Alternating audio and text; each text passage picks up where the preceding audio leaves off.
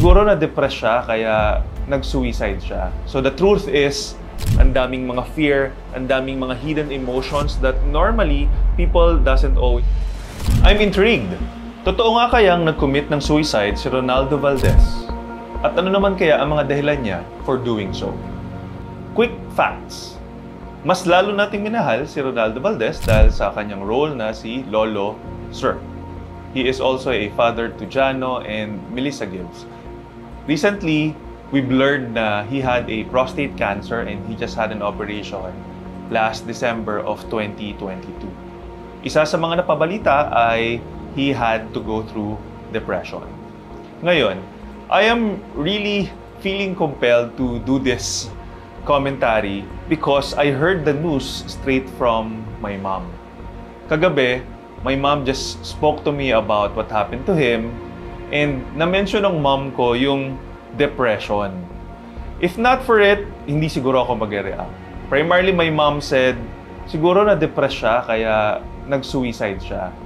Siguro, yung mga anak niya, hindi na rin siya masyadong nakakausap o kaya siguro nararamdaman niya na wala masyadong nagmamahal sa kanya.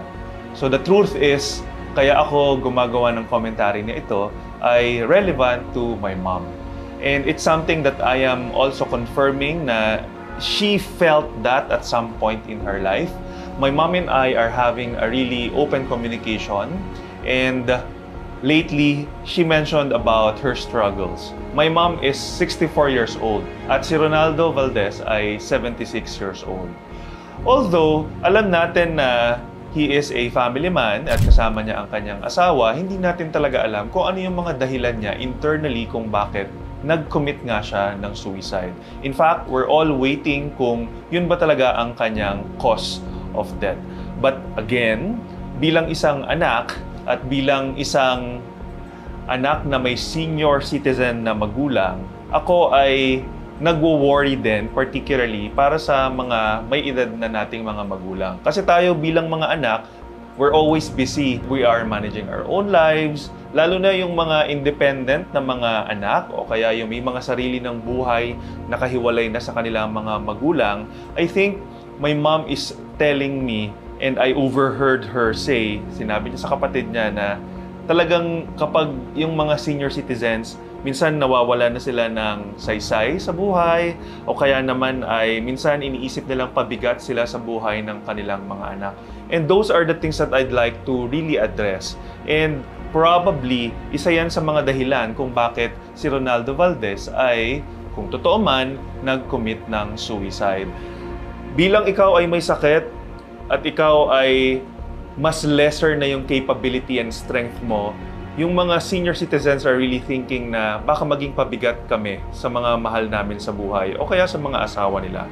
Another thing is kung frail yung kanilang health, definitely iintindihin nila yan at may isip din nila na baka maging pabigat lang ako sa pamilya ko, baka kailangan alagaan nila ako, hindi na nila maharap yung mga tunay nilang mga buhay. All I could say really is most parents are really selfless and are giving so much to their children. No wonder kaya yung mga words nila, Melissa and ni Jano, are all praising to their father. Because I think even si Ronaldo Valdez is really a good person and a good father.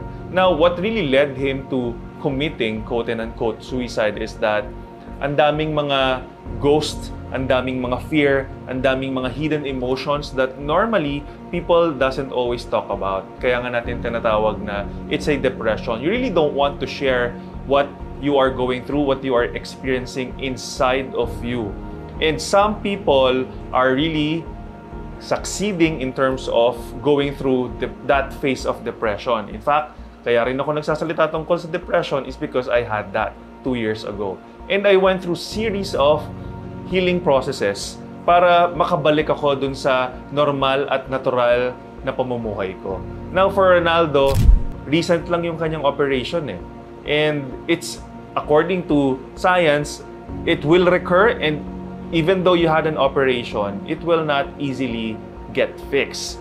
And he could be having troubles. We saw si Ronaldo Valdez dun sa last na premiere night ni Catherine na movie, and that's a very good girl. And we saw him riding a motorized bicycle. So ano ba talaga yung mga challenges that he's going through? Recent lang yun eh. Again, we don't know what's really happening inside his mind. And personally, I don't really want to judge him. Sa mata nating mga tao, Pilipino ka man or hindi, Katoliko ka man or kung ano man ang paniniwala mo, hindi tama yung mag-commit ka ng suicide. Because life is beautiful in itself, and until the very last day, it's still beautiful and you could make changes and progress in your life. But for you to stop and cut it, that's something else. But again, I don't want to comment on that. I'm sure he has a deeper reason behind it. But going back to my point for having this commentary, please, as a child, as a son, as a daughter, and as a children of our parents, kamustahin natin yung mga magulang natin. Marami silang multong hinaharap sa araw-araw. Yung loneliness nandyan, lalo na they are not as strong, as healthy compared to when we were younger. Ano ba naman yung kamustahin natin sila? At sana, nandyan ka sa kanila, even if hindi physically possible, check with them. And may you be part of their healing process. Kasi lahat tayo dadaan at dadaan sa healing process, lalo na pagdating natin ng senior years, dahil ang dami nating mga ginawa ng mga kabataan natin. So again, Breelers, dito sa Transform Media PH, all I am campaigning for right now is to be next to your families, next to your parents, give that ear to listen to their stories, feel for them, embrace them.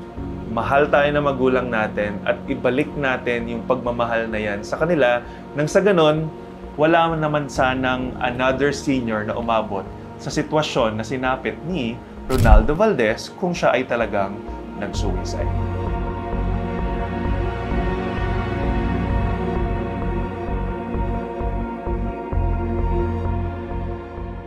Yun lang for now.